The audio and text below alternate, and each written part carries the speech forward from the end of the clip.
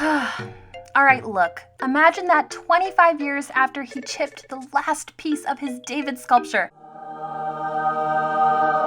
Michelangelo decided that he could improve upon it. What? Now, no one is asking him to do this, but everyone gets excited.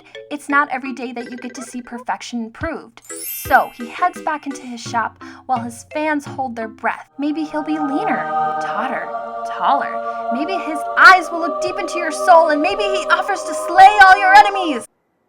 What the hell is that? When it comes to the grand unveiling, behold, the new David!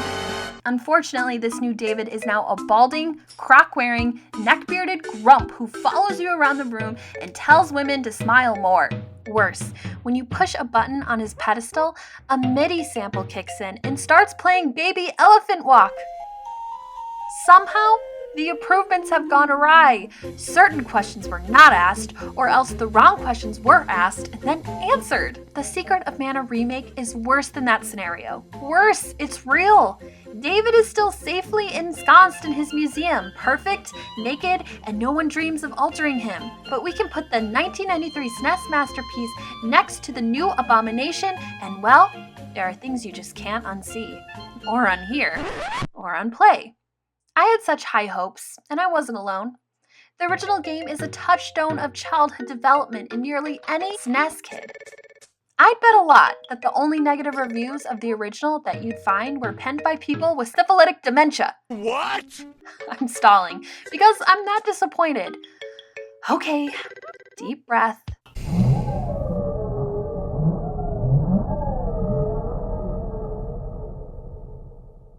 You can only be nostalgic for times and places that you can't return to. That's one of the greatest potential things about remakes and remasters. They can be special things, portals to the past, and reminders of just how good it felt to sit around with a treasured game as a kid, back when your capacity to enjoy things was positively insane. Mega Man was just an extension of a string of perfect games.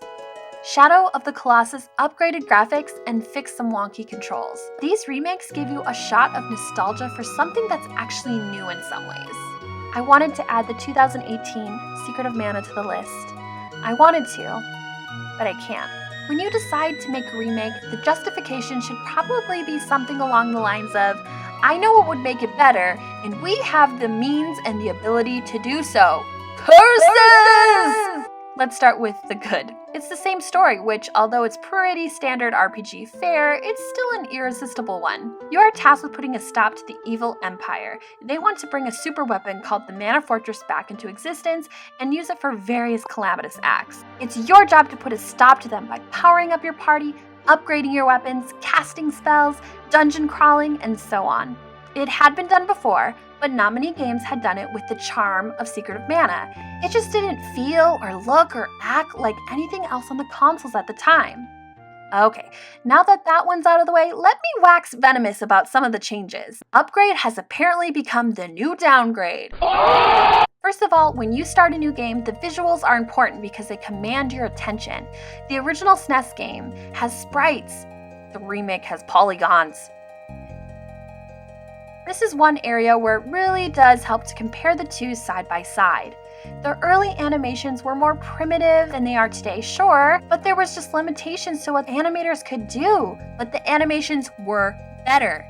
They made it look like every swing of a blade or casting of a spell took all the effort in the world. The actions looked vivid and aggressive. The polygons look washed out and wimpy. Slick, pretty, and the colors are bright. It's just not striking or memorable as much as it is stylish. Speaking of the combat, it's not what it used to be.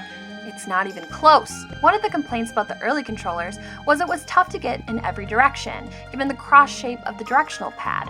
Sure, it could be a little clunky. Anyone who ever wished they could walk diagonally in a Zelda dungeon when those knights were stomping around knows the frustration. But the stick of the new controllers make it even more difficult than before. Even though you can steer your character in a full 360 degrees, the challenge of lining up attacks doesn't really become a problem until you're fighting off hordes of feral beasts all at once. But then it's tough to ignore and it's too late to fix. Another note on the combat. Secret of Mana's ring system during battles was one of the most original things about it. Basically, you would bring up rings in the middle of a fight that would allow you to choose whatever commands you wanted your various characters to execute. It was a fresh touch. Now when you do it, the rings appear right in the middle of the screen where you're probably all lumped together. That doesn't sound like a big deal until you realize that it's almost impossible to tell which of your characters the command applies to. Not helpful when trying to make fast decisions. Upgrading the difficulty of a game isn't an issue. It's why so many games have difficulty settings now. But making a game harder for reasons of poor design is unforgivable. It's the sort of decision that someone with the AI level of your friends in this game might make. How does a remake take steps backward when it comes to gameplay and all of its potential refinements?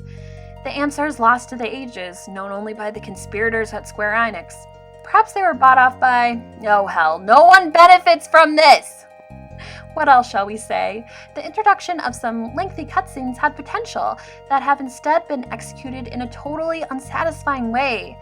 Have you ever seen a ventriloquist? Or the movie Eyes Without a Face? Or The Silence of the Lambs? All three of them feature a person whose voice you can hear without seeing their lips move. Yeah, we're not supposed to be here. Everyone in the village knows about the ghost. And now we can add the Secret of Mana remake cutscenes to this unholy trinity. I don't like to watch people talk without their lips moving. What a weird choice. Well, at least they couldn't mess the music up, right? Right? Wrong! The original SNES soundtrack was a gem. No. A series of gems that you could have proudly worn on a tiara that you never took off your head out of your sheer love for the tunes. Sadly, no. Seriously, go to YouTube and listen to some of the old music and compare it with some of the new. Pay particular attention to the pieces where the original tune is there, but it's been infused with hot new sounds like the screeching violins in Psycho's infamous shower scene.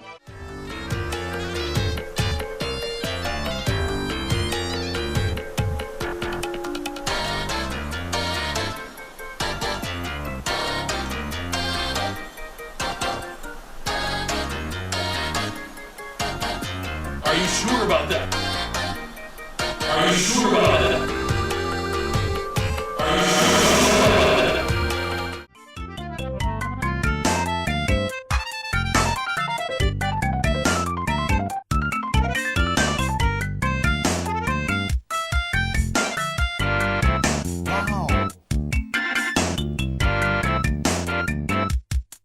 It's like they took something perfect and said, what if it was worse? Think of any song you love and then imagine yourself deciding to make it worse for anyone else who heard it from then on. Why would you do that? All they had to do was leave the music the same. Listener, they did not. You can choose to listen to the original soundtrack, but even the fact that they included that option suggests that they knew they'd make a mistake. I wanted Secret of Mana Remake to feel like coming home, to step back inside earlier versions of myself, to enjoy the story all over again. I wanted to say, I remember that, and now it looks, sounds, and feels better. Instead, I get to make this YouTube video and offer sacrifices to the gods of masterful remakes.